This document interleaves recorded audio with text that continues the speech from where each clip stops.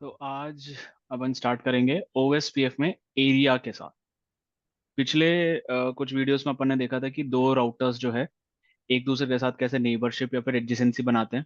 हाँ जी। एक point two point segment में और एक ब्रॉडकास्ट सेगमेंट में।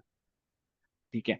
और उसमें जब भी मैंने कमांड लिखा था तो याद हो तो मैंने हमेशा नेटवर्क कमांड के बाद एक एरिया लिखता था मैं। हम्म। एरिया 0 या फिर एरिया 1 कुछ हाँ भी जी। एरिया मैं लिख सकता हूँ। ठीक है। अभी एरिया के बारे में समझने के पहले अपन ये जानते हैं कि एक बड़े से नेटवर्क में मैं सिर्फ सिंगल ओएसपीएफ रखता हूं तो क्या होगा। सिंगल ओएसपीएफ मतलब पूरे एरिया नहीं है, एरिया वाला कंसेप्ट नहीं है ओएसपीएफ में। और उस ऐसे सिनेरियो में ओएसपीएफ कैसे काम करेगा। ठीक है। तो ये R1, R2, 3, 4, 5, 6, 7, 8, 9, 10, 11, 12 ऐसे बहुत सारे राउटर्स हैं। हम्म। ठीक है। जो एक दूसरे से कनेक्टेड है, इंटरकनेक्टेड है। ठीक है। और इन सभी के बीच में ओएसपीएफ चल रहा है, मान लो। ठीक है। अभी याद हो तो मैंने बताया था कि ओएसपीएफ जो है एक जगह से दूसरे जगह जाने के लिए, समझ लेते हैं हाँ ये जी। R1 से R7 तक जाने के लिए ओएसपीएफ जो है बेस्ट और शॉर्टेस्ट पाथ निकालेगा, है ना। और उसके लिए वो एक एल्गोरिथम रन करता है, द एक्स्ट्रा एल्गोरिथम। ठीक है। हम्म। जिससे वो R1 से R7 तक जाने के लिए बेस्ट और शॉर्टेस्ट पाथ निकालेगा। ठीक है। ऑब्वियसली अब होगा ये, चलिए ये फाइव फाइव के हिसाब से समझ लेते हैं ना। फाइव कितने सारे लिंक से कनेक्टेड है? एक, दो, तीन, चार। इन सभी लिंक की इंफॉर्मेशन वो R1 के साथ शेयर करेगा, R2 के साथ शेयर करेगा, R4 के साथ शेयर करेगा, R3 के साथ शेयर करेगा। ओके। ठीक है। और R3 क्या करने वाला है, यही सेम इंफॉर्मेशन R9 को फॉरवर्ड करेगा, R4 को फॉरवर्ड करेगा। ठीक है। और वापस R1 को फॉरवर्ड करेगा।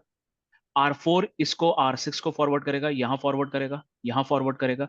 ये दोनों एक दूसरे को फॉरवर्ड करेंगे। ऐसे फॉरवर्ड करते करते ये फाइनली जो है, जो क्या फॉरवर्ड करेगा, LSA, link hmm. State advertisement. मैंने जो बताया था बहुत पहले क्लास में कि लिंक स्टेट एडवर्टाइजमेंट नाम का एक चीज होता है, जिससे कि एक राउटर जो है अपने से कनेक्टेड लिंक्स के स्टेट्स का एडवर्टाइजमेंट करता है ना। तो ये LSA ट्रैवल करते करते करते 7 तक आएंगे। ठीक है। 7 भी सिमिलरली अपना नेटवर्क का इंफॉर्मेशन इन सबके साथ शेयर करेगा। और ये सभी एक दूसरे के साथ शेयर करते करते ये जो 7 के से कनेक्टेड जितने भी नेटवर्क है वो फाइनली R1 तक आएगा। ठीक है। R1 भी अपना इंफॉर्मेशन 7 तक के साथ 7 से शेयर करेगा।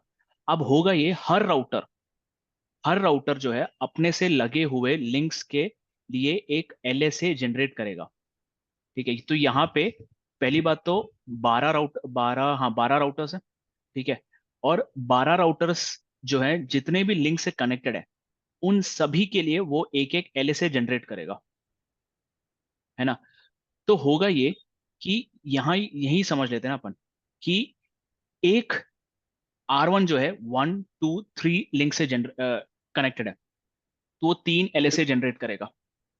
ठीक है। उसके बाद और ये LSA वो सभी के साथ शेयर करने वाला है। 4 लिंक से कनेक्टेड है। ठीक है। हम्म। तो क्या होगा, ये 3 + 4 टोटल 7 LSA यहां से फ्लड होंगे सब जगह। ठीक है। तो ऐसे जैसे जैसे सभी के पास LSA आते जाएंगे वो अपने LSA और दूसरों से आए हुए LSA को भी आगे फॉरवर्ड करेंगे। तो सोचो, R7 के पास जब फाइनली LSA आएगा तो कितने LSA आएंगे?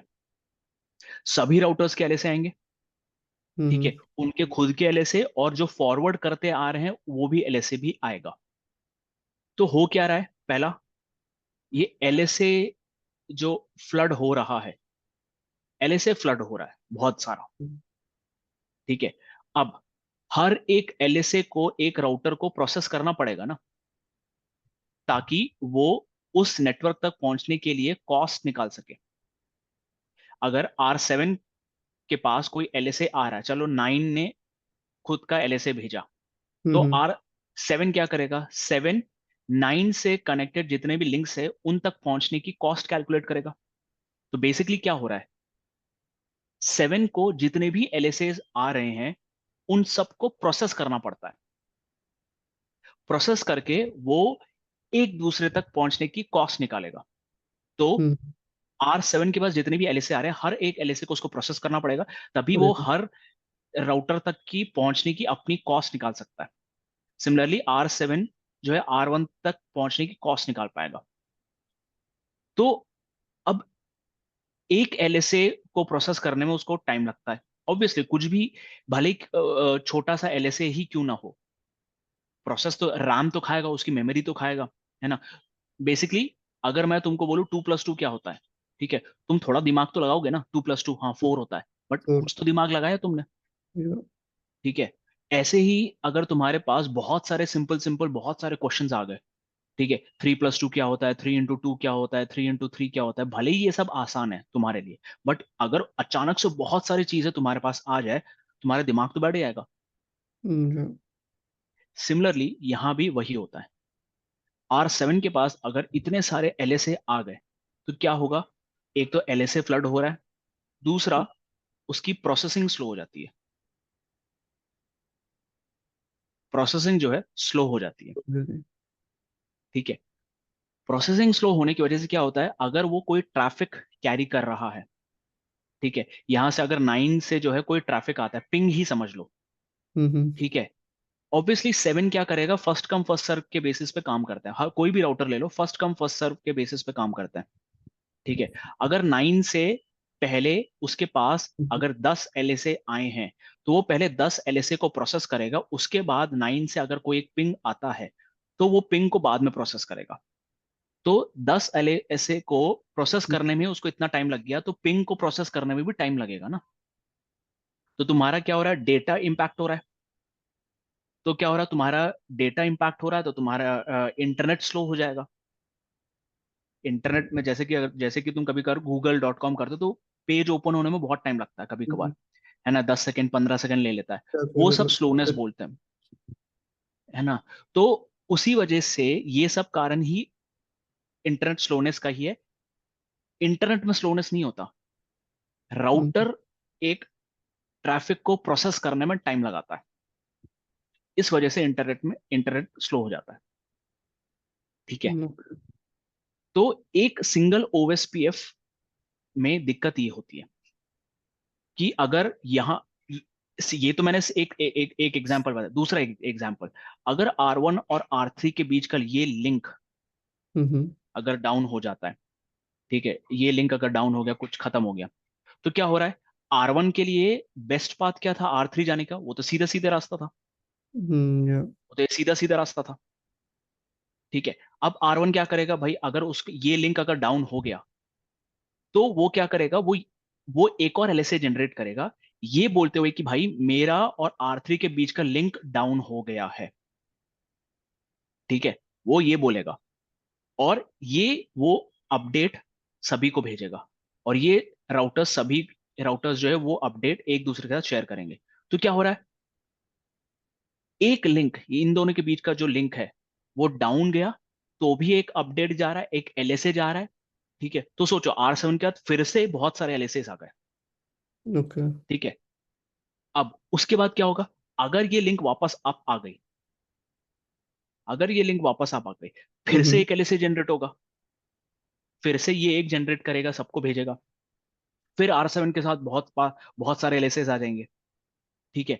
अब ओके। दिक्कत ये है कि यार R7 को क्या जानने की जरूरत है कि भाई R1 और R3 के बीच में क्या चल रहा है, क्योंकि वो तो डायरेक्टली कनेक्ट, अगर ये लिंक डाउन भी हो जाता है तो R1 के पास ऐसे जाने का तो तरीका है ना, तो मेरे को क्यों बता रहे हो, ठीक है। और मोर ओवर, मुझे अगर R1 के पास पहुंचना है या फिर R3 के पास पहुंचना है, ठीक है, अगर R7 के हिसाब से सोचो ना, अगर R7 को R3 के पास पहुंचना है, वो सीधे सीधे ऐसे चला जाएगा, ठीक है। उसके बाद अगर अगर ये लिंक डाउन हो जाता है, तो वो कैसे जाएगा R1 के पास, ऐसे चला जाएगा। तो R1 और R3 के बीच में कुछ भी गड़बड़ हो रही है तो भाई मेरे को क्यों परेशान कर रहे हो, तो तुम दोनों अपना निपटो ना यार। बेसिक फंडा ये समझ आ गया। इन दोनों के हाँ, बीच का अगर कुछ भी लिंक डाउन होता है तो R7 के पास इतने सारे इंफॉर्मेशन आ जाते हैं जो कि उसको कोई फायदा नहीं है, क्योंकि R7 से R3 और R1 तक पहुंचने की क्या बोलते हैं पाथ्स या फिर बेस्ट पाथ ब्लॉक नहीं हुआ है।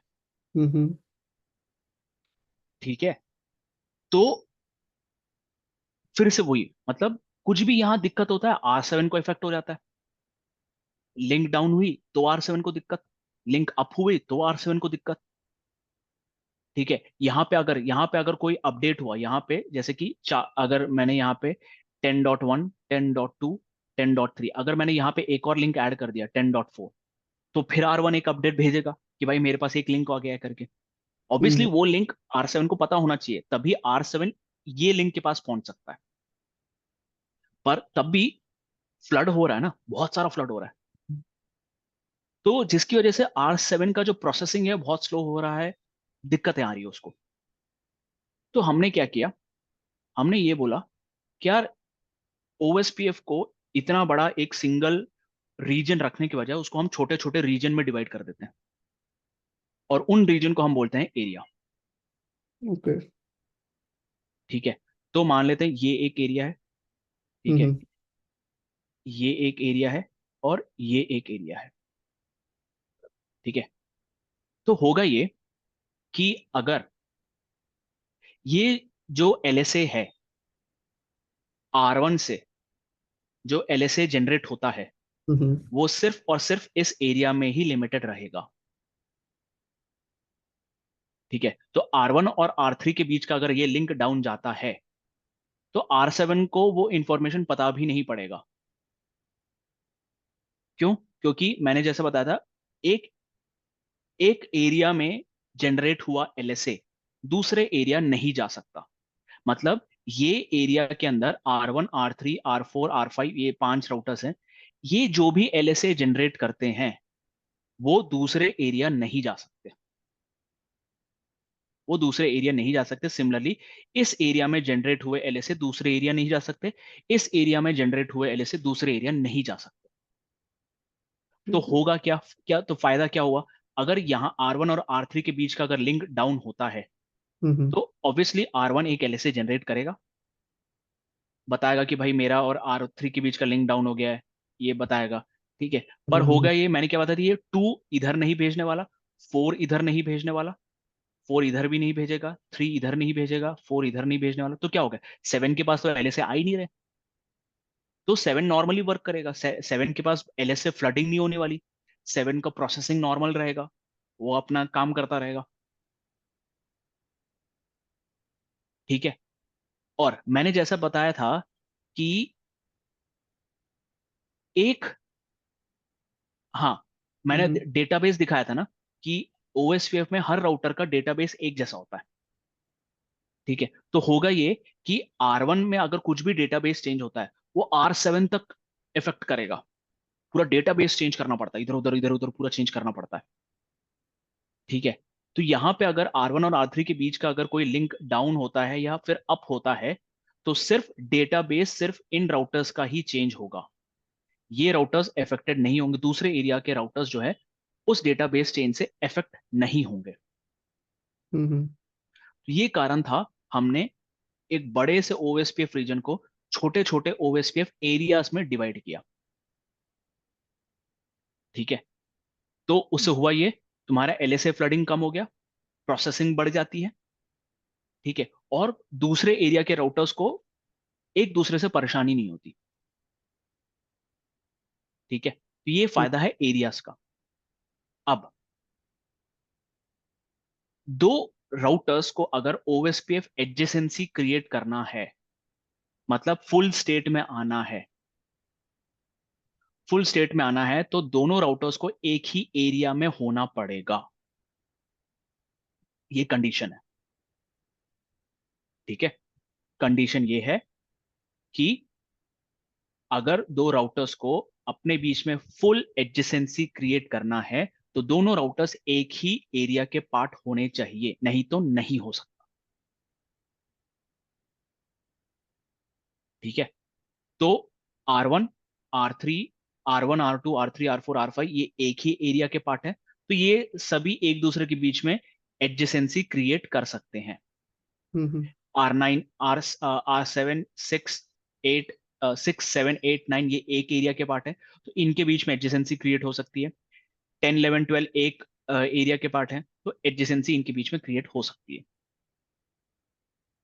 बट 10 और 6 के बीच में क्रिएट नहीं हो सकती, 8 12 के बीच में नहीं हो सकती, 3 9 4 6 2 11 4 11 इनके बीच में एडजेसेंसी क्रिएट नहीं हो सकती, क्योंकि ये सभी अलग अलग एरिया के पार्ट हैं, ओके इस वजह से नहीं हो सकती। ये समझ में आया एरिया क्या होता है? हम्म ठीक है। अब मैं इतनी देर से ये बोले जा रहा हूं, दो राउटर्स एक एरिया के पार्ट होता है, हाँ जी ठीक है।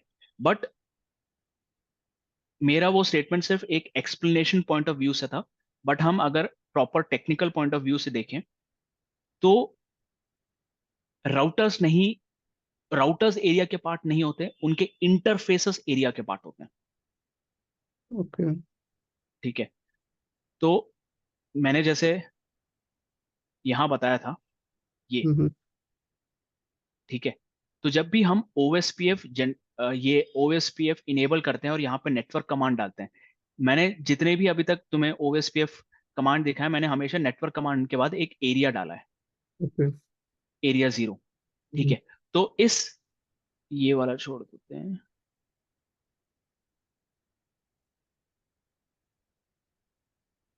हाँ ये वाला देखते हैं, ओके पहला वाला देखते हैं। नेटवर्क 10.1.0.0 0.0.255.255, ठीक है। मैंने जो बताया था वाइल्ड कार्ड मास्क में जहां भी 0 है, राउटर सिर्फ उन्हीं इंटरफेसेस को देखता है जहां पे आईपी एड्रेस जो है 10.1 से स्टार्ट होती है, ठीक है। और याद हो तो मैंने बताया था कि हर नेटवर्क कमांड के बाद मैं एक एरिया डालता था, हम्म ठीक है। चलो मान लेते एरिया 0। तो बेसिकली ओएसपीएफ ये बोल रहा है कि इस नेटवर्क कमांड से जितने भी इंटरफेसेस जिनमें आईपी एड्रेस 10.1 से स्टार्ट हो रहे हैं, वो एरिया 0 के पार्ट हैं। तो यहाँ पे ये वाला इंटरफेस 10.1 से स्टार्ट हो रहा है, ये भी 10.1, ये 10.1, ये 10.1, ये 10.1।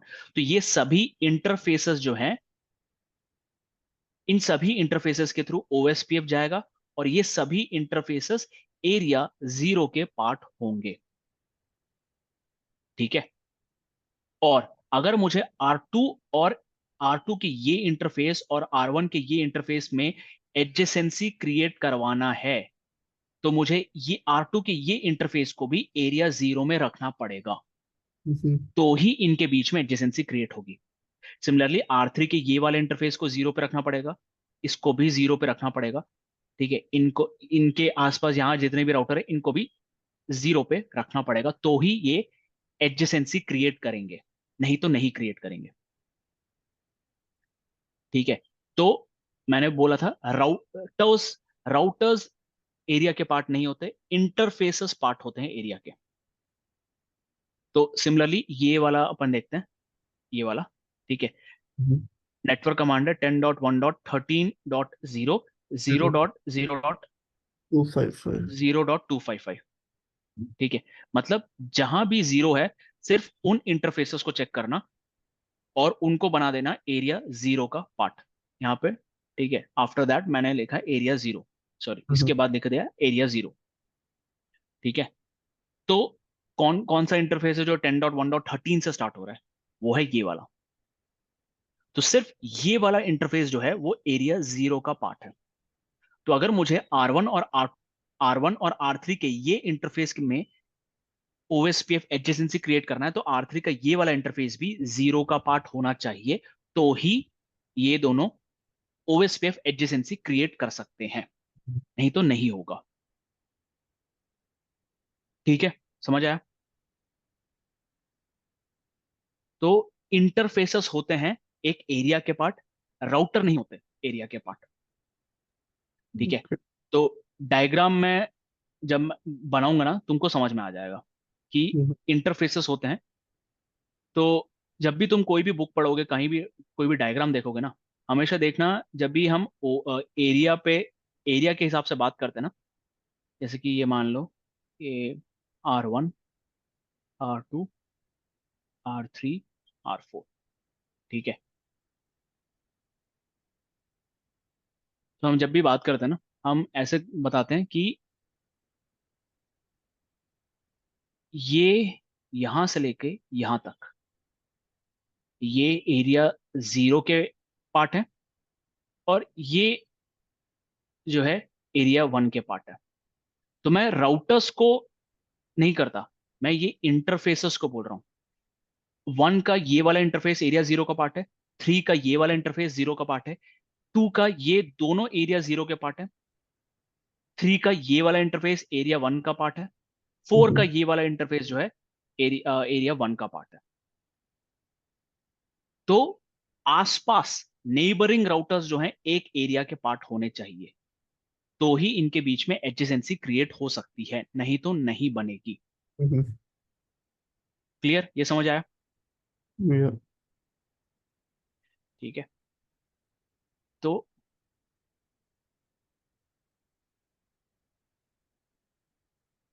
अब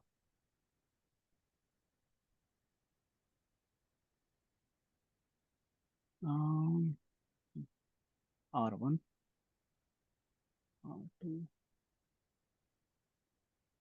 R3, R4, R5, R6, R7, R8,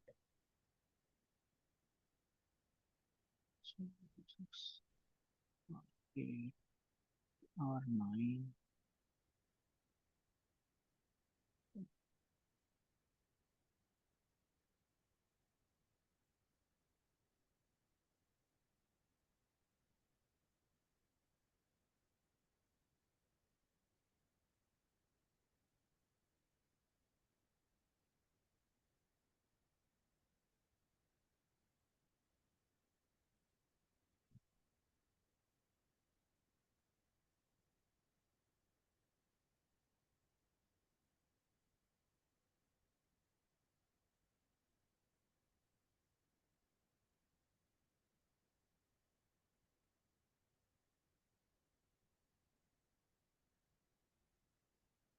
ठीक है। अब हम कुछ OSPF के टर्म्स जानते हैं, या फिर कितने डिफरेंट टाइप्स ऑफ एरियाज होते हैं। OSPF में दो टाइप के एरिया होते हैं, ठीक है। पहला होता है बैकबोन एरिया, ओके ठीक है, पहला होता है बैकबोन एरिया, और दूसरा होता है non backbone area. Simple, non backbone area. अब बैकबोन एरिया और नॉन नॉन बैकबोन एरिया होते क्या है? OSPF में एरिया 0 को हमेशा हम बैकबोन एरिया बोलते हैं, और एरिया 0 के अलावा, ठीक है, 1 एंड अबव जितने भी एरिया हम नंबर लिखते हैं वो सब नॉन बैकबोन एरिया होते हैं, ठीक है। फिर से बोल रहा हूं, दो एरियाज होते हैं, एक होता है बैकबोन एरिया, दूसरा होता है नॉन बैकबोन एरिया। OSPF का स्टैंडर्ड ही यही है कि एरिया 0 को हम हमेशा बैकबोन एरिया बोलते हैं, और एरिया 0 के अलावा कोई भी एरिया ले लो, वो होता है आपका नॉन बैकबोन एरिया। तो यहां पे अगर मैंने ये वाले एरिया को अगर एरिया 0 माना, तो ये बन गया अपना बैकबोन एरिया। एरिया ये है एरिया नंबर 1, ये है एरिया नंबर 2। तो ये ओके दोनों एरियाज बन जाएंगे नॉन बैकबोन एरिया, ठीक है। इनके नेटवर्क कमांड में क्या लिखा होगा? नेटवर्क, ठीक है, नेटवर्क जो भी IP और वाइल्ड कार्ड मास्क, यहाँ पे एरिया 2 लिखा होगा, एरिया 1 में यहाँ पे एरिया 1 लिखा होगा, ठीक है, और एरिया 0 में यहाँ पे एरिया 0 लिखा होगा, ठीक है, ऐसा लिखा होगा। अभी तो दो टाइप के एरियाज होते हैं, एक बैकबोन और एक नॉन बैकबोन। ओके अब ये R6, R8, R10, R5, R7, R9, इन सबको हम बोलते हैं इंटरनल राउटर्स। हम्म, ठीक है, इवन R1 और R2 भी इंटरनल राउटर्स है। अब इंटरनल राउटर्स की डेफिनेशन क्या है? इंटरनल राउटर्स की डेफिनेशन ये होती है कि अगर एक राउटर के सभी इंटरफेस, ध्यान से सुनना, एक हम्म, राउटर के सभी इंटरफेस अगर एक ही एरिया के पार्ट हैं तो वो होंगे इंटरनल राउटर्स, उस एरिया के इंटरनल राउटर्स होंगे। तो R6 के सभी इंटरफेसेस एरिया 1 के पार्ट है, तो R6, R8, R10 ये सभी राउटर्स के इंटरफेसेस एरिया 1 के पार्ट है, तो ये हो जाएंगे एरिया 1 के इंटरनल राउटर्स। एरिया 2 में R5, R7 और R9 के सभी इंटरफेसेस एक ही एरिया के पार्ट हैं, जो कि है एरिया नंबर 2। तो ये सभी इंटरनल राउटर्स हैं एरिया 2 के। R1 में भी, R1 R2 में भी ये दोनों इंटरफेसेस जो हैं एरिया 0 के पार्ट है। तो ये बन गए इंटरनल राउटर्स। तो अपने R1, R2, हम्म, फिर R6, R8, R10, उसके बाद R5, R7, R9, ये सभी इंटरनल राउटर्स हैं। ओके। अब या, फिर होते हैं बैकबोन राउटर्स। गेस कर सकते हो क्या होंगे बैकबोन राउटर्स? हम्म, इनके इंटरफेसेस नहीं। नहीं नहीं, बैकबोन राउटर्स कौन कौन से राउटर्स जो है बैकबोन राउटर्स होंगे? जीरो। हाँ, जीरो में जितने भी राउटर्स हैं वो बैकबोन राउटर्स हैं। तो यहाँ पे R1, R2, R3 और R4 ये चारों बैकबोन राउटर्स हैं। हम्म, R1 R2 इंटरनल राउटर हैं एरिया 0 के, और हम्म, क्योंकि हम एरिया 0 को बैकबोन राउटर बोलते हैं तो ये बैकबोन राउटर्स भी हैं। ओके। ठीक है। अब R3 और R4, हम्म, R3 और R4, R3 का एक इंटरफेस 0 का पार्ट है, ये वाला इंटरफेस 0 का पार्ट है, और R3 का एक इंटरफेस जो है एरिया 2 का पार्ट है। सिमिलरली R4 का एक इंटरफेस 0 है और एक इंटरफेस 1 का पार्ट है ना? तो हम R3 एंड R4 को हम बोलते हैं एरिया बॉर्डर राउटर। ओके। ठीक है, क्योंकि ये बॉर्डर में बैठे हैं, तो दो एरिया के बॉर्डर में बैठे हैं, इसलिए इनको बोलते हैं एरिया बॉर्डर राउटर, या फिर इन शॉर्ट ABR। ठीक है, तो R3 और R4 आपके हैं ABR। और ABR का कंडीशन ये है, कोई भी राउटर ABR नहीं बन सकता। अगर अगर तुम बोलोगे कि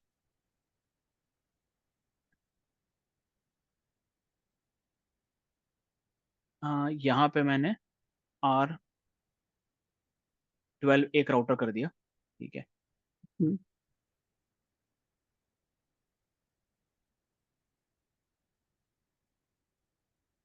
ठीक है, और इसको बना दिया एरिया 1 2 3। ठीक है, तो R8 के कुछ इंटरफेसेस 1 के पार्ट हैं और एक इंटरफेस 3 का पार्ट है।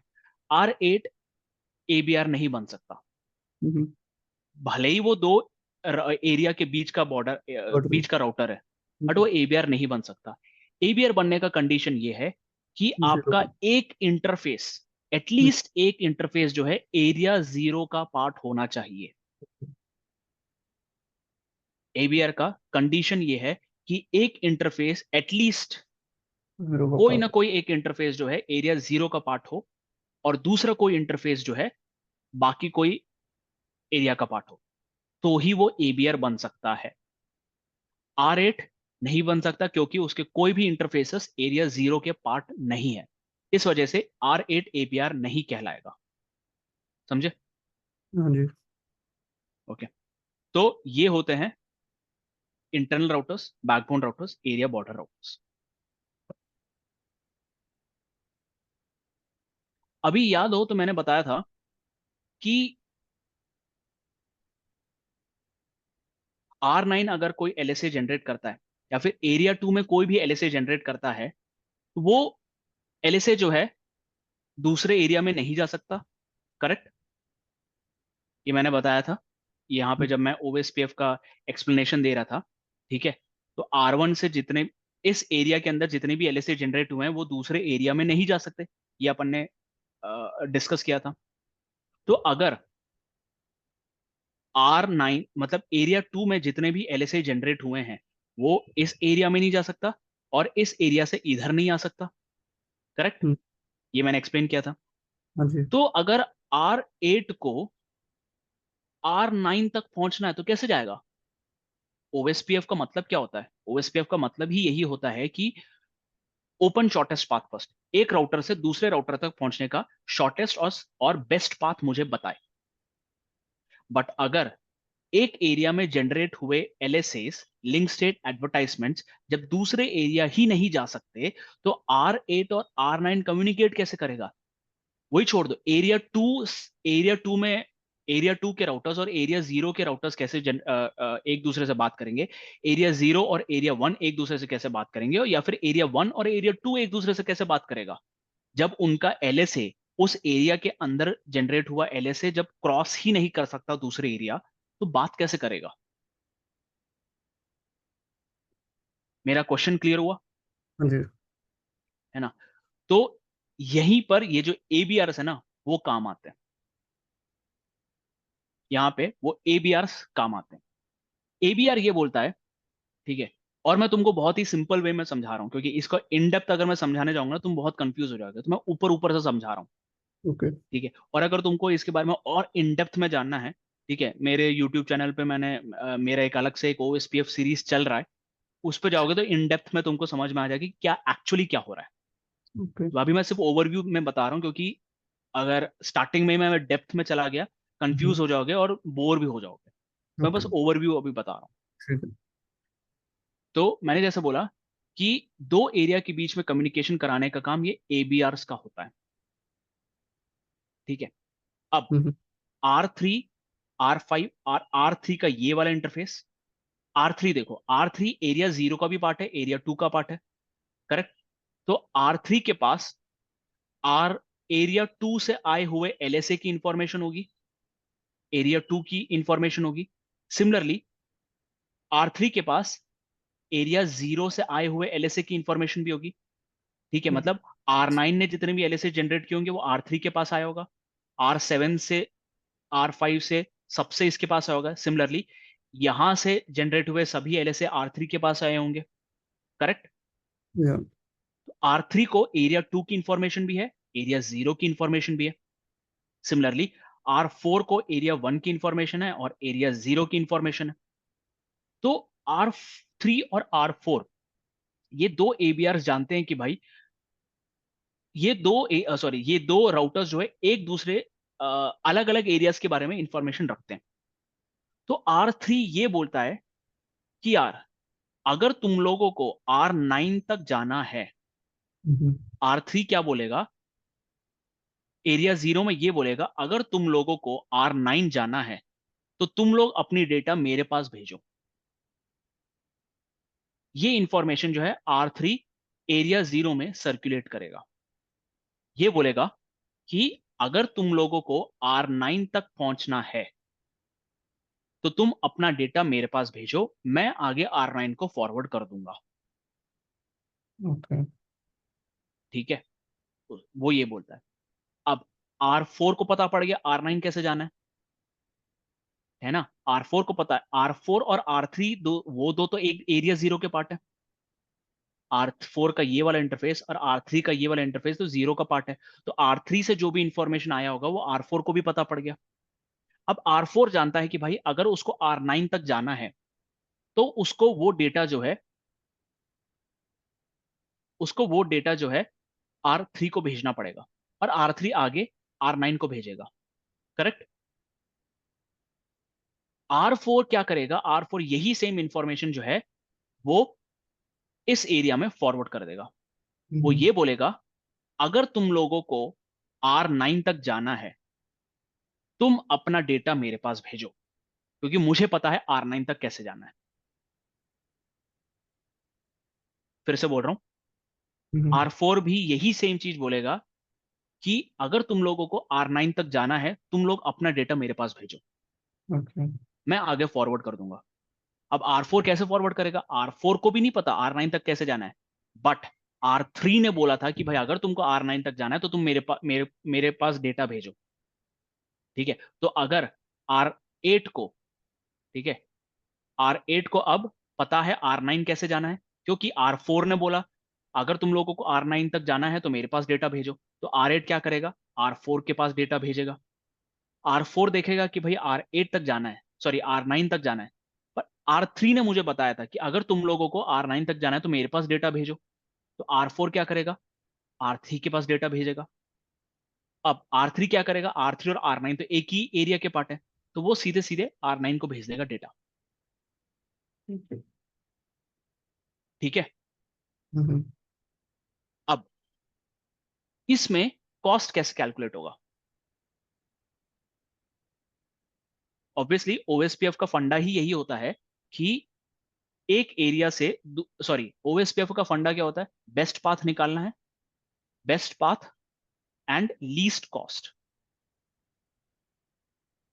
लीस्ट कॉस्ट निकालना है, बेस्ट पाथ और लीस्ट कॉस्ट निकालना है। ठीक है, तो यहां पे क्या होगा? R3 को पता है R9 तक जाने की कॉस्ट क्या है। हम वन वन सभी लिंक, सभी इंटरफेसेस की कॉस्ट हम वन मान के चलते हैं। ठीक है, R3 को पता है R9 तक जाने की कॉस्ट क्या है, 1 + 1 2, है ना? हाँ जी। मेरे साथ बोलना, ठीक है। R3 से R9 तक जाने की कॉस्ट क्या है? टू। अर्थ से या टू। टू, ठीक है। हम्म। R3 क्या करेगा?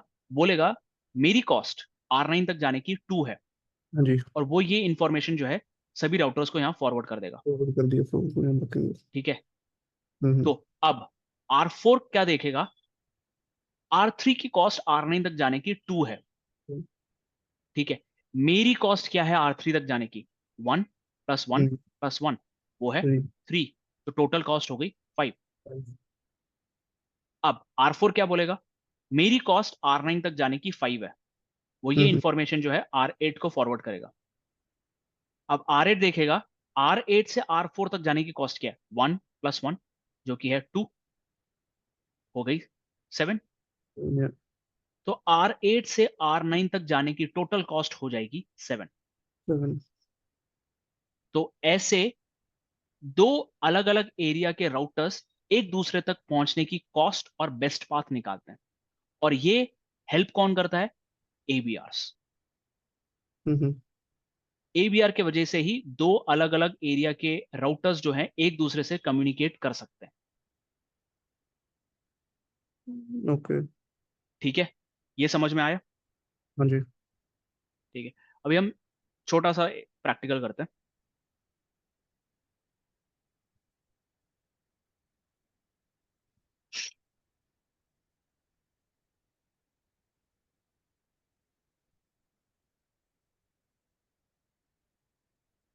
प्रैक्टिकल के साथ साथ मैं तुम्हें कुछ कुछ इंपॉर्टेंट चीजें समझाता हूँ। हम्म। अ,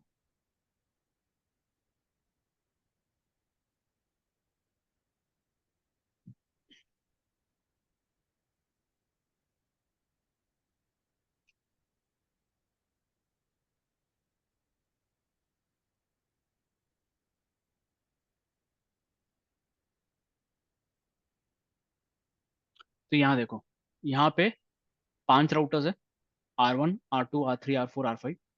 हाँ R1 जी। R2, ठीक है, ये सब, और R3 का एक इंटरफेस, ये सभी राउटर्स जो है एरिया 10 के पार्ट है। हम्म। R3 R4 और R5 ये सभी एक ही एरिया के पार्ट है, एरिया 0। ओके। ठीक है, अब ये बात बहुत ध्यान से सुनना, अब मैं जो बता हम्म। रहा हूँ। हाँ जी। अब हम जो बात करने वाले हैं, एक इंपॉर्टेंट चीज के बारे में बात करने वाले हैं, वो होता है types of LSS. Hmm. Link state advertisement तो पता ही है तुमको। मैंने जो बताया था, मतलब एक राउटर जो है दूसरे राउटर को अपने लिंक्स के स्टेट के बारे में बताता है और उसको हाँ जी। एडवर्टाइज करता है। ठीक है, तो हमारे पास बहुत डिफरेंट टाइप्स ऑफ एलएसएस हैं, और अभी मैं सिर्फ और सिर्फ तुमको 3 एलएसए के बारे में बताऊंगा, 1 2 एंड 3। हमारे पास हैं टोटल 10। हम्म, बट मैं अभी सिर्फ फिलहाल तुमको 3 ही समझाऊंगा क्योंकि वो आसान है समझना। ठीक ठीक है। है।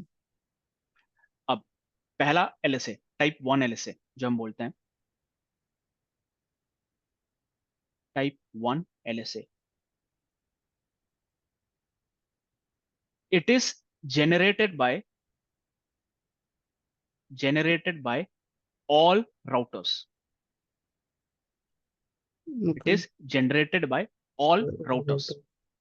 तो इस इस डायग्राम में सभी राउटर LSA 1 जनरेट करेंगे।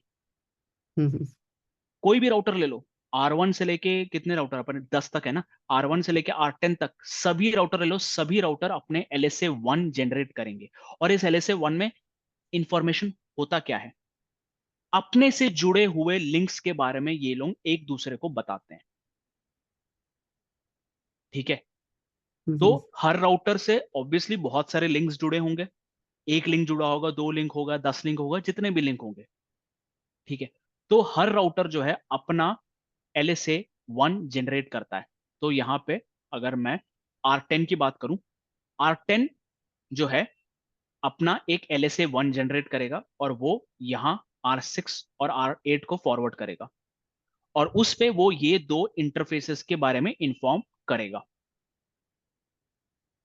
ये नहीं बोल रहा हूं कि यहां यहां से जो LSA भेजेगा उसमें सिर्फ इसकी इंफॉर्मेशन होगी, नहीं, इस इंटरफेस की इंफॉर्मेशन भी होगी, इस इंटरफेस की इंफॉर्मेशन भी होगी। R6 को जो LSA भेजेगा उस पे इस इंटरफेस की इंफॉर्मेशन होगी और इस इंटरफेस की इंफॉर्मेशन होगी। तो अपने से जुड़े हुए सभी इंटरफेसेस की इंफॉर्मेशन जो है हर राउटर LSA 1 के थ्रू देता है। तो R6 अपना खुद का LSA जनरेट करेगा, हम्म, R8 अपना खुद का LSA जनरेट करेगा। ठीक है। तो R6, R8, R10 और R4 भी खुद का एक LSA जनरेट करेगा और इस एरिया में डालेगा, इस एरिया में फॉरवर्ड करेगा। ठीक है। ओके। तो हर राउटर अपना एक LSA 1 जनरेट करता है, टाइप 1 LSA। और टाइप 1 LSA जो है दूसरे एरिया में नहीं जा सकता। एरिया 1 में जितने भी LSA जनरेट हुए हैं, एरिया 1 के अंदर टाइप 1 जितने भी जनरेट हुए हैं वो दूसरे एरिया नहीं जा सकते। सिमिलरली एरिया 0 में जितने भी टाइप 1 जनरेट हुए हैं वो इधर नहीं जा सकते, ना ही इधर जा सकते हैं। जगह होती है। सिमिलरली एरिया 2 से LSA 1 एरिया 0 में नहीं जाएंगे। ठीक है, नहीं भेजेगा। R3 ये नहीं भेजेगा, ना ही R4 भेजेगा, क्योंकि R4 और R3 दोनों ABR से, उनका काम होता है एक दूसरे हम्म, के बीच में कम्युनिकेशन करवाने का, पर वो LSA 1 नहीं भेजेंगे। ओके। ठीक है। अब अगर LSA 1 नहीं भेजेगा तो R3 कैसे अपने दो अलग एरिया के बारे में बताएगा? मतलब अगर R9 से जो LSA आया है, R3 अगर इसको R1 के पास फॉरवर्ड नहीं करेगा, R1 इधर फॉरवर्ड नहीं करेगा, यहाँ यहाँ ये सब फॉरवर्ड ही नहीं होगा, तो R8 को R9 के बारे में पता कैसे पड़ेगा?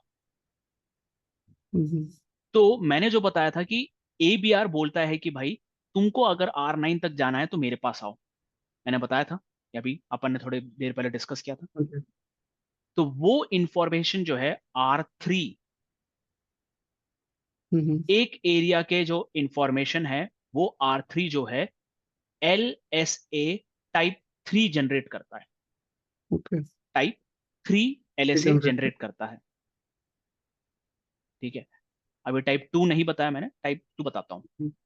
टाइप 3 LSA, ठीक है, जनरेटेड बाय ABRs ओनली। और कोई राउटर LSA 3 जनरेट नहीं करेगा। ठीक है। LSA 3 ABR ही क्यों जनरेट कर रहा है? क्योंकि ABR दो अलग अलग राउटर, दो अलग अलग एरिया से कनेक्टेड होता है। तो वो एक दूसरे एरिया की इंफॉर्मेशन जो है LSA 3 से पास करता है। मतलब वो ये बोलता है कि भाई LSA 3 में वो एरिया 2 से एरिया 0 में एक LSA 3 भेजेगा, और उसमें वो R5, R7 और R9 की इंफॉर्मेशन भेजेगा। बोलेगा कि इन तीनों राउटर को अगर तुम्हें पहुंचना है तो मेरे पास आ जाओ। ओके। और वो ये LSA3 R4 के पास आएगा। R4, अब क्योंकि R4 भी ABR है, वो भी एक LSA आगे भेजेगा, वो भी LSA3 ही होगा। ये बोलते हुए कि अगर तुमको R5, R5, R7, R9, R1, R2, R3 ये सभी के पास अगर जाना है तो तुम मेरे पास आओ। वो ये इंफॉर्मेशन LSA3 के रूप में इन सभी को बताएगा। ठीक। सिमिलरली R4 जो है एरिया 1 के इंफॉर्मेशन एरिया 0 में पास करेगा। हम्म। ये एरिया 1 है, ठीक है।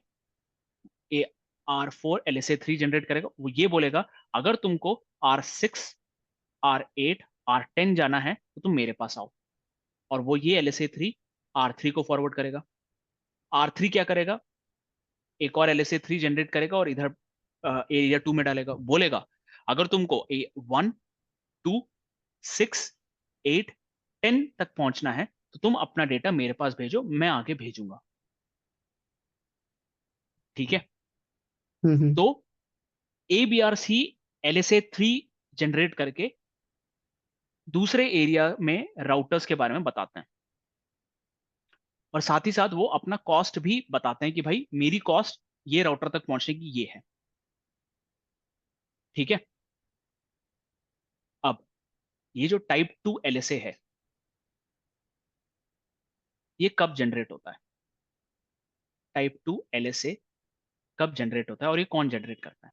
तो ओके। इसके लिए अपन जाते हैं यहाँ पे DRBDR वाले कंसेप्ट पे, मतलब ब्रॉडकास्ट सेगमेंट में।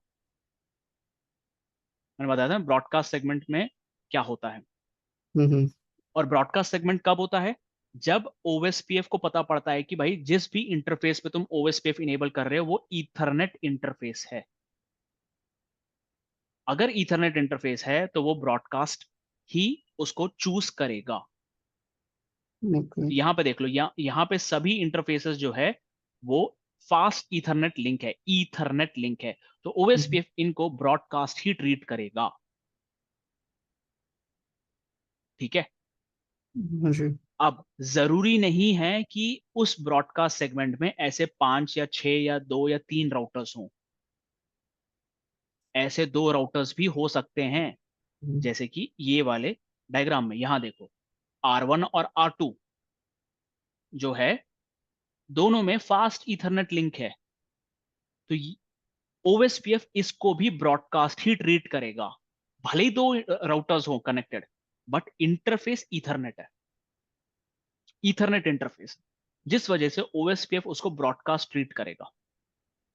ठीक है। अब मैंने बताया था एक ब्रॉडकास्ट सेगमेंट में हमेशा एक DR और BDR का इलेक्शन होता है ना? DR और BDR का इलेक्शन होता है। हाँ। अब जब भी कोई राउटर DR बनता है ना, वो टाइप 2 LSA जनरेट करता है। और ये सिर्फ और सिर्फ उसी ब्रॉडकास्ट सेगमेंट में ही जनरेट होता है जब एक राउटर DR बनता है। कोई भी राउटर DR बनेगा तो वो टाइप 2 LSA जनरेट करेगा। और वो टाइप 2 क्यों होता है? ये बोलते हुए कि भाई मैं DR बन गया हूं, तुम लोग अपना डेटाबेस मेरे साथ शेयर करो, और किसी के साथ तुम लोग अपना डेटाबेस शेयर नहीं करोगे। टाइप 2 उसी लिए होता है, ताकि एक DR जो है सभी राउटर्स को बता सके कि मैं अब DR बन गया हूं, तुम लोगों को मेरे साथ अपना डेटाबेस शेयर करना पड़ेगा। Generated by DR only. ठीक है। तो यहां भी अगर देखेंगे इस डायग्राम के हिसाब से R1 और R2 दोनों फास्ट इथरनेट लिंक से कनेक्टेड है, R2 R3 दोनों फास्ट इथरनेट लिंक से कनेक्टेड है, R3 R4 फास्ट इथरनेट है, R4 R5 भी फास्ट इथरनेट। तो इन सभी राउटर्स के बीच में एक DR BDR इलेक्शन होगा। मतलब R1 R2 के बीच में DR BDR होगा, R2 R3 के बीच में DR BDR होगा, R3 R4 R4 R5 इन सभी के बीच में DR BDR इलेक्शन होगा। और जो भी डीआर बनेगा वो अपना टाइप 2 जनरेट करेगा। ठीक है, टाइप 2 भी अपने एरिया के अंदर फ्लो कर सकता है। ठीक है, टाइप 2 भी अपने एरिया के अंदर फ्लो कर सकता है। और टाइप 2 और टाइप 1 एलएसए ये दो एलएसए हैं जो अपना एरिया छोड़ के दूसरे एरिया नहीं जा सकते। समझ में आया? ये हाँ दो these two LSAs are limited to their respective area। अपने एरिया को छोड़ के बाहर नहीं जा सकते। ठीक है, ये समझ में आया? ये तीनों एलएसए मैं तुमको अभी इस प्रैक्टिकल में दिखा दूंगा। ओके अब चलो स्टार्ट करते हैं।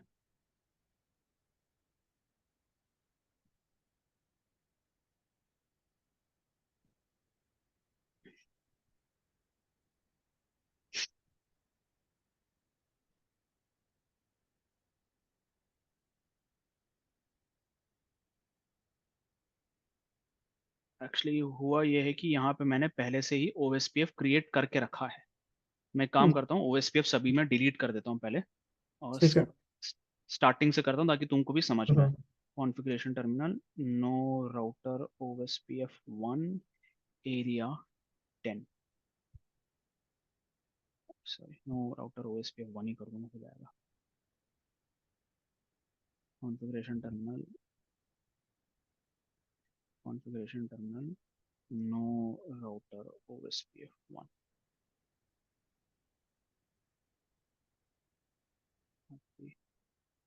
Configuration terminal no router OSPF 1 R4 पे भी configuration terminal no router OSPF 1 R5 पे भी configuration terminal no router OSPF 1।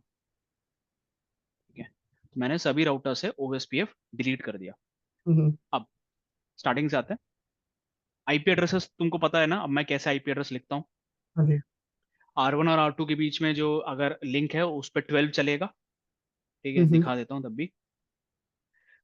Show IP interface brief exclude unassign. ठीक है, तो R1 और R2 के बीच में जो लिंक है उस पर 12 वाला एड्रेस चलेगा। और क्योंकि हम R1 पे कॉन्फ़िगर कर रहे हैं तो आखिरी नंबर 1 है। ठीक है, इस पे लूप बैक भी है 1111। R2 पे हम्म, अगर जाएंगे, show IP interface brief exclude unassign. ठीक है, तो ये है R1 और R2 के बीच का लिंक। और क्योंकि हम R2 पे कॉन्फ़िगर कर रहे हैं तो .2। ये है R2 और R3 के बीच का लिंक, और क्योंकि हम R2 पे कॉन्फ़िगर कर रहे हैं तो ये .2 है। ऐसे मैंने हर जगह कॉन्फ़िगर किया है। ठीक है, अभी कॉन्फ़िगरेशन टर्मिनल हम्म, राउटर OSPF 1। ठीक है, नेटवर्क। अब मैं दो तरीके से लिख सकता हूं, एक 12.0.0.0 और 0.255.255.255। ठीक है, मतलब यहां पे क्या होगा, जहां भी जीरो है वो OSPF उस ऑक्टेट को चूज करेगा। और उस ऑक्टेट में नंबर क्या है, 12। तो OSPF ये देखेगा कि भाई कौन सा इंटरफेस है जिसमें आईपी एड्रेस 12 से स्टार्ट हो रही है, और वो इंटरफेस कौन सा है, 0/0। तो R1 जो है इस इंटरफेस से OSPF मैसेजेस भेजना शुरू करेगा। ठीक है, और मैंने इसको डाल दिया एरिया 0, एरिया 10 है। ओके, एरिया 10 में। ठीक है, अब दूसरा नेटवर्क लूप बैक भी है। 1.1.1.1 मेरा लूप बैक एड्रेस है, और मैं वाइल्ड कार्ड मास्क दे दूंगा 0.0.0.0। मतलब यहां देखो, जीरो का मतलब क्या था, इस ऑक्टेट को मैच करना। यहाँ पे सभी ऑक्टेट जीरो है तो मतलब सभी नंबर मैच होने चाहिए। तो सभी, कौन सा आईपी, कौन सा इंटरफेस है जिसमें सभी नंबर्स 1111 है, वो है मेरा लूप बैक एड्रेस। तो नेटवर्क, और इसको भी मैं एरिया 10 में डाल देता हूं। ठीक है, अब मुझे चेक करना है कि OSPF में कौन से इंटरफेसेस चल रहे हैं। उसके लिए कमांड है शो आईपी OSPF इंटरफेसेस। ठीक है, इंटरफेस ब्रीफ कर देता हूं।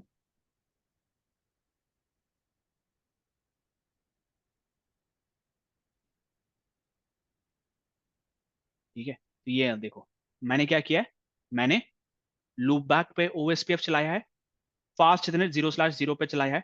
इनका एरिया, ये दोनों एरिया 10 के पार्ट हैं। इनका आईपी एड्रेस देख सकते हो, लूप बैक का आईपी एड्रेस 1111 है, मास्क 32 है, फास्ट इथरनेट लिंक का है 12001 और /8 है, और इनकी कॉस्ट 1 है। ठीक है, और यहां देखो इसने क्या लिखा है, DR। यार। DR, तो ये कौन सा इंटरफेस है, 0/0 फास्ट इथरनेट लिंक है। भले ही दो R1 और R2 सिर्फ दो ही राउटर हैं, बट वो इंटरफेस को देख रहा है। Show IP OSPF interface fast Ethernet 0/0। देखो उसने क्या लिखा है, fast Ethernet 0/0, network type is broadcast. मैंने जैसा बताया था, वो इंटरफेस को देख के वो ब्रॉडकास्ट है या पॉइंट टू पॉइंट है चूज करता है। अगर ब्रॉडकास्ट हुआ तो उसमें DR BDR इलेक्शन होगा। ओके। ठीक है, भले ही दो राउटर हो और ईथरनेट इंटरफेस यूज कर रहे हो, तो OSPF उनको ब्रॉडकास्ट सेगमेंट ही चूज करेगा और उनके बीच में DR BDR इलेक्शन करवाएगा। तो यहां पे अगर देखोगे तो show IP interface, sorry, show IP OSPF interface brief, इसने क्या किया, 12001 को DR बना दिया। क्यों? क्योंकि अभी तक मैंने R2 पे कोई IP OSPF नहीं चलाया है।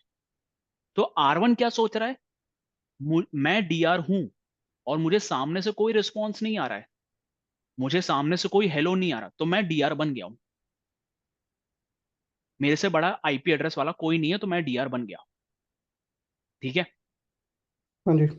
अब R2 पे आते हैं। R2 पे भी अपन चलाएंगे अब OSPF राउटर OSPF 1 और सिंपल सा कमांड, नेटवर्क 0.0.0.0 मतलब कोई भी IP एड्रेस हो, कोई भी इंटरफेस हो, सभी पे OSPF चला दो, सिंपल। Okay. एरिया 10। ठीक है, हम्म। कुछ डाउट है इस पे? नहीं। ठीक है, अब यहाँ पे show IP OSPF interface brief चलाते हैं। तो यहाँ देखो 2.2.2.2 उसने बोला लूप बैक पे, ओके। 23 002/8 अभी वेटिंग। सेटिंग। वेटिंग में क्यों है, स्टेट वेट।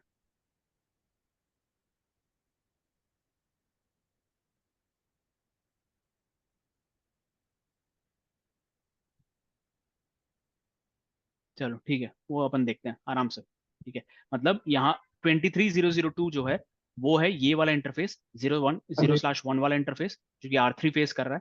तो मैं R3 पे जब OSPF इनेबल करूंगा तो वो काम करना शुरू हो जाएगा। ठीक है, और यहाँ देखो 12002 जो कि है ये वाला इंटरफेस, ये वाला इंटरफेस बन गया अपना BDR। ओके। ये वाला इंटरफेस बना DR, ये वाला इंटरफेस बना BDR। तो हमेशा दो राउटर्स के बीच में अगर तुमने ईथरनेट लगाया है तो उन दोनों के बीच में DR BDR होगा। ऐसा नहीं, R2 और R3 के बीच में भी DR BDR इलेक्शन चलेगा। DR BDR पर वो DR BDR इलेक्शन 23 नेटवर्क का DR BDR इलेक्शन और 12 नेटवर्क का DR BDR इलेक्शन दोनों अलग अलग है। ठीक है, हर नेटवर्क का अलग DR BDR चलेगा। समझ में आया? हाँ जी। 12 एक नेटवर्क है उसमें DR BDR चलेगा, 23 एक नेटवर्क है उसके अंदर एक DR BDR चलेगा। ठीक है, अब R3 पे आए,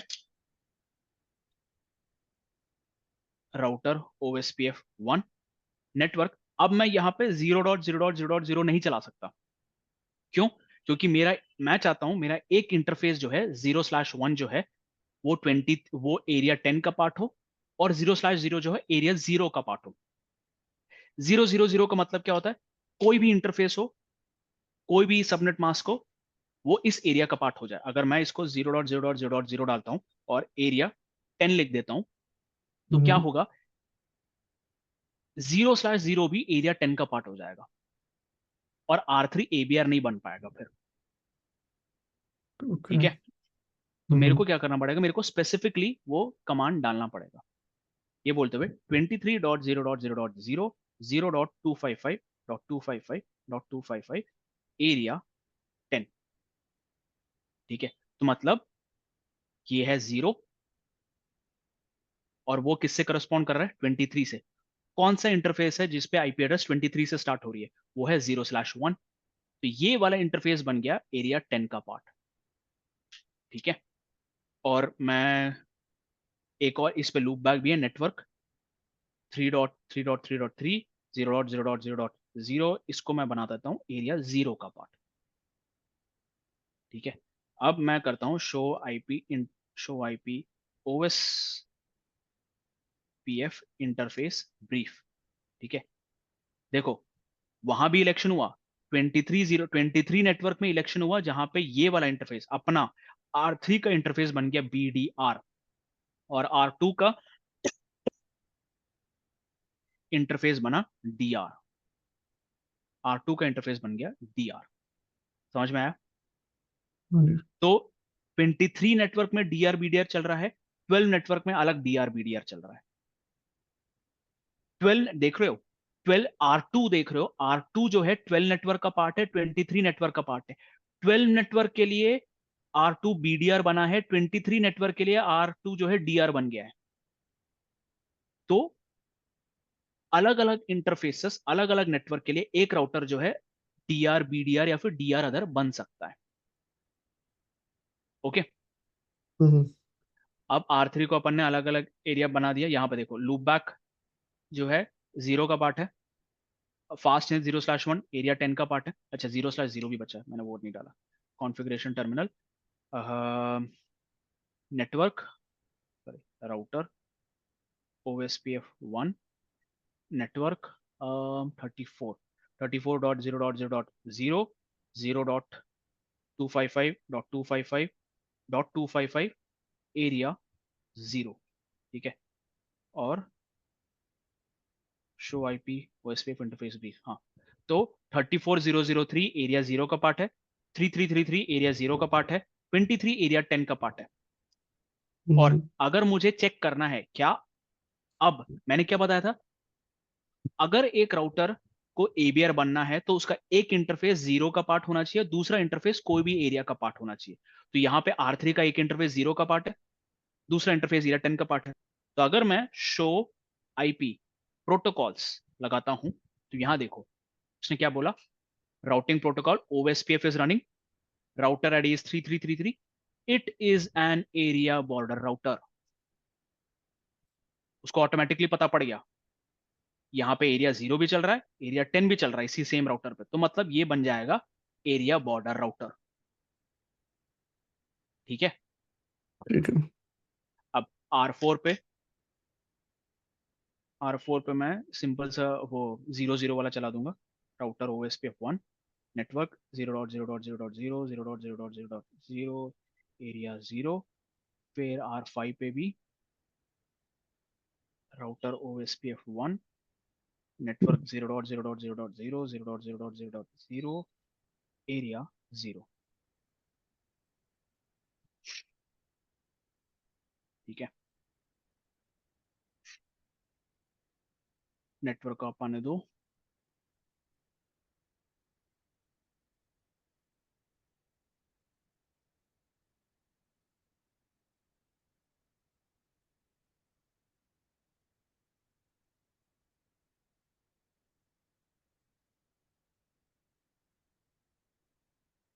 हो गया show IP OSPF neighbour.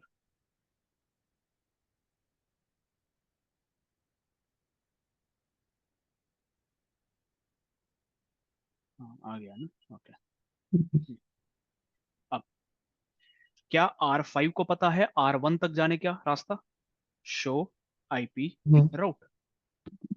R5 को पता है, यहाँ देखो उसको पता है 1.1.1 तक 1 तक कैसे जाना है, जो कि है R1, और दोनों अलग अलग एरिया के पार्ट है ना। हम्म। R1 एरिया 10 का पार्ट है, और R5 एरिया 0 का पार्ट है, बट R5 को पता है R1 कैसे जाना है। और यहाँ देखो क्या लिखा है, O और IA। O का मतलब होता है कांगिया, O का मतलब होता है OSPF, और IA का मतलब होता है OSPF इंटर एरिया। मतलब ये 1.1.1.1 जो है वो R5 के एरिया का पार्ट नहीं है, वो दूसरे कोई एरिया का पार्ट है। और उस तक जाने की कॉस्ट इसकी ये 5 है, ये 5 है। ठीक है, ये 5 इसने कैलकुलेट कैसे किया? ठीक है, अब मैंने जो बताया था डेटाबेस, LSA बताया था ना, टाइप 1, टाइप 2, टाइप 3, ये सब क्या करते हैं, ये सब अपना एक डेटाबेस क्रिएट करता है, शो IP OSPF डेटाबेस। यहां देखो, राउटर LSA को हम बोलते हैं टाइप 1 LSA, टाइप 2 LSA को हम बोलते हैं नेटवर्क LSA, और टाइप 3 LSA को बोलते हैं समरी LSA। तो मैंने क्या बोला था, हर राउटर अपना टाइप 1 LSA जनरेट करता है। फिर से बता रहा हूं, हर राउटर अपना टाइप 1 LSA जनरेट करता है। तो यहां देखो, एरिया 0 में कितने टाइप 1 होने चाहिए, R3 का जनरेट हुआ होना चाहिए, R4 का जनरेट हुआ होना चाहिए, R5 का जनरेट होना चाहिए। R3 ने जनरेट किया, R4 ने जनरेट किया, R5 ने जनरेट किया। ठीक है, फिर टाइप 2 LSA, यहां मैंने क्या लिखा था, type 2 LSA is generated by DR only. ठीक है, तो यहां देखो 34003 मतलब R3 और R4 के बीच में DR BDR इलेक्शन हुआ है, R4 और R5 के बीच में DR BDR इलेक्शन हुआ है। तो देखो, R3 ने एक जनरेट किया है, R5 ने एक जनरेट किया है। ठीक है, उन दोनों ने टाइप 2 LSA जनरेट किया है। ये टाइप 1 LSA, मैंने बोला था टाइप 1 LSA हर राउटर जनरेट करता है हर एरिया में। तो एरिया 0 में 3 राउटर है, तो 3 टाइप 1 LSA हो गए। और जितने भी नेटवर्क होंगे, जितने भी अलग अलग ब्रॉडकास्ट नेटवर्क होंगे, वहां पे उतने तुमको टाइप 2 LSA मिलेंगे। और टाइप 3 LSA कितने होंगे, टाइप 3 में मतलब ये R1 का लूप बैक, ये R2 का लूप बैक, ये R1 और R2 का नेटवर्क, और ये R2 और R3 के बीच का नेटवर्क। ठीक है, और ये सब कौन से एरिया के पार्ट है, एरिया 10 के पार्ट है। ठीक है, ध्यान से सुनना, ये R1 एरिया 10 का पार्ट है, R2 भी एरिया 10 का पार्ट है, 12 नेटवर्क 10 का पार्ट है, 23 नेटवर्क भी 12 का पार्ट है। करेक्ट। और मैंने जैसे बताया था, R3 जो कि है ABR, R3 जो कि है ABR, वही टाइप 3 LSA जनरेट करता है और बताता है इन नेटवर्क्स के बारे में। R3 ABR है, एडवर्टाइज कौन कर रहा है, ये समरी LSA एडवर्टाइज कौन कर रहा है, R3 कर रहा है। ठीक है, और R3 कौन से नेटवर्क्स के बारे में बता रहा है, आर एरिया 10 के नेटवर्क्स के बारे में बता रहा है, एरिया 0 में। समझ आया? हेलो? Hello, hi sir. हाँ, ये समझ आया? हाँ हाँ। मैं बोल रहा हूं, एरिया 0 में एरिया 10 के नेटवर्क्स के बारे में कौन बता रहा है, R3। हम्म। ठीक है, तो मतलब अगर R5 को पता है, R5 को ये पता है कि भाई R5 को, ये अपन R5 देख रहे हैं, R5 को पता है अगर R1.1.1.1 के पास जाना है तो एडवर्टाइजिंग राउटर कौन है, 3333। ठीक है, तो उसके पास पहले जाना पड़ेगा। तो R5 की R3 तक जाने की कॉस्ट क्या है, तो उसको पता है कि समरी LSA जो है एरिया बॉर्डर ही राउटर ही जनरेट करता है, और एरिया बॉर्डर राउटर तक जाने की R5 की कॉस्ट क्या है, ये पता करना है। तो show IP OSPF border routers, ये पता कर लेंगे अपन। ये कमांड से हम ABR पता करते हैं, एक एरिया के ABR पता करते हैं। तो R5 को पता पड़ गया कि भाई R3 जो है ABR है, यहां देखो R3 ABR है, और वो एरिया 0 का पार्ट है। जी, ठीक है, और R5 की ABR तक पहुंचने की कॉस्ट है 2।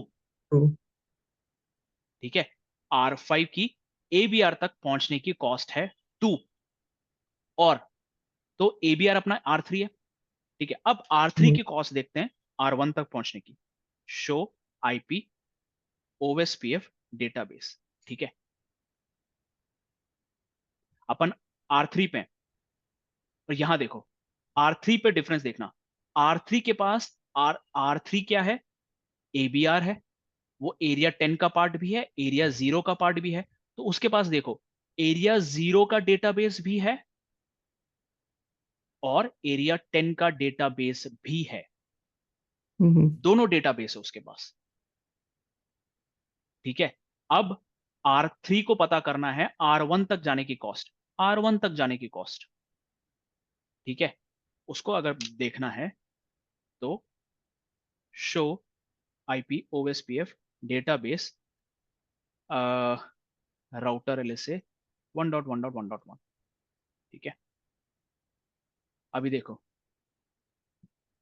अ,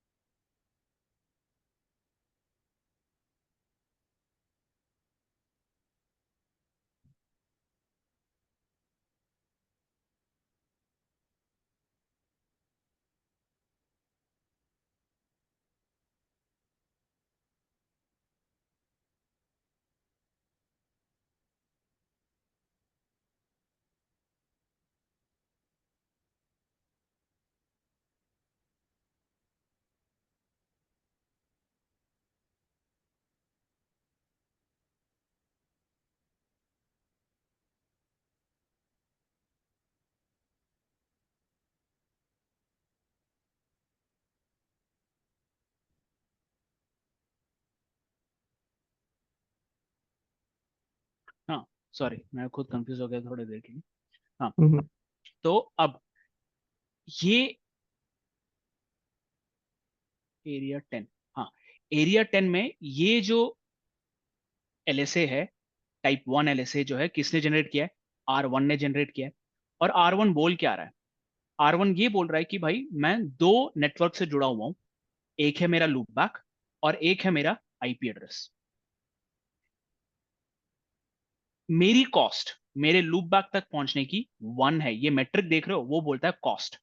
हम्म R1 ये बोल रहा है कि उसके लूप बैक तक पहुंचने की उसकी खुद की कॉस्ट 1 है, और 12001 तक पहुंचने की उसकी कॉस्ट है 1, ठीक ठीक है। है। तो अब R3 के पास दो इंफॉर्मेशन आ गई, 12001 तक पहुंचना है, उसकी कॉस्ट क्या है 1, हम्म ठीक है। और 1 की 1 की खुद की लूप बैक तक पहुंचने की कॉस्ट है 1। तो R3 पे मैं एक और कमांड चलाता हूं, शो IP राउट OSPF, ठीक है। अभी यहां देखो R3 की कॉस्ट, R3 की 111 तक पहुंचने की कॉस्ट क्या है 3, वो खुद बोल रहा है। हम्म R3 की R1 तक पहुंचने की कॉस्ट है 3। उसके बाद R5 की R3 तक पहुंचने की कॉस्ट क्या है 2। R3 की मतलब ये ABR की 111 तक पहुंचने की कॉस्ट क्या है 3, और R5 की कॉस्ट क्या है R3 तक पहुंचने की, R5 से R3 तक पहुंचने की कॉस्ट क्या है 2। तो टोटल कॉस्ट क्या हुई R5 से R1 तक पहुंचने की, R3 से R1 तक पहुंचने की कॉस्ट है 3। यहां देखो ये बोल रहा है 3, R5 से R3 तक पहुंचने की कॉस्ट क्या बोल रहा है 2। तो टोटल कॉस्ट क्या हो गई 3 + 2 5। तो यहां पे शो IP राउट OSPF करोगे, यहां देखो क्या बोल रहा है 1111 तक R5 की पहुंचने की कॉस्ट है 5, 3 + 2 5। बेसिकली R5 ने क्या किया, R3 तक पहुंचने की कॉस्ट निकाली, हम्म और R3 ने बोला मेरी कॉस्ट R1 तक पहुंचने की 3 है, ओके। तो 3 + 2 5। सिमिलरली R1 से R5 तक पहुंचने की कॉस्ट क्या होगी, शो IP राउट OSPF 555 तक पहुंचने की R1 की कॉस्ट है 5। R1 ने कैसे निकाला होगा, उसने देखा कि भाई 555 तक जाने के लिए मेरे को क्या करना पड़ रहा है, शो IP OSPF डेटाबेस। ठीक है, उसने देखा कि यार ये 5555 जो है समरी LSA है, मतलब ये टाइप 3 LSA है और ये मेरे एरिया से बिलोंग नहीं करता। अगर ये मेरे एरिया से बिलोंग नहीं करता तो मुझे मेरे ABR तक जाना पड़ेगा। तो मेरी ABR तक पहुंचने की कॉस्ट क्या है? Show IP OSPF border router. तो उसने देखा R1 की अपने ABR तक पहुंचने की कॉस्ट है 2, और फिर R3 ने बताया उसकी कॉस्ट क्या है 5555 तक पहुंचने की, वो भी 3 है। तो 3 प्लस 2 टोटल बना अपना 5। 5। टोटल बना अपना 5। समझ आया कैसे R1 और R5 ने एक दूसरे तक पहुंचने की कॉस्ट कैलकुलेट की? हम्म। और वो कैसे किया? क्योंकि R3 ने ये अपना डेटाबेस जो है LSA3 के रूप में उसने दोनों एरिया में LSA3 जनरेट किया। एरिया 0 में उसने एरिया 10 के बारे में बताया। ये देखो, एरिया 0 में LSA3 जनरेट किया है और ये सब एरिया 10 के नेटवर्क्स हैं। ठीक है, फिर उसने एरिया 10 में LSA3 जनरेट किया और ये सब एरिया 0 के इंफॉर्मेशन है। हम्म। तो क्या हो गया, दोनों एरिया को एक दूसरे के नेटवर्क्स के बारे में पता पड़ गया, और साथ ही साथ इन्होंने कॉस्ट भी कैलकुलेट की। समझ आया हाँ जी। OSPF अब? तो ये होता है अपना इंटर एरिया OSPF कम्युनिकेशन।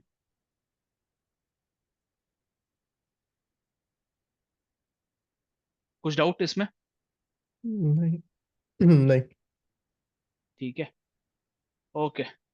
तो आज अपन यही हम्म। स्टॉप करते हैं ये।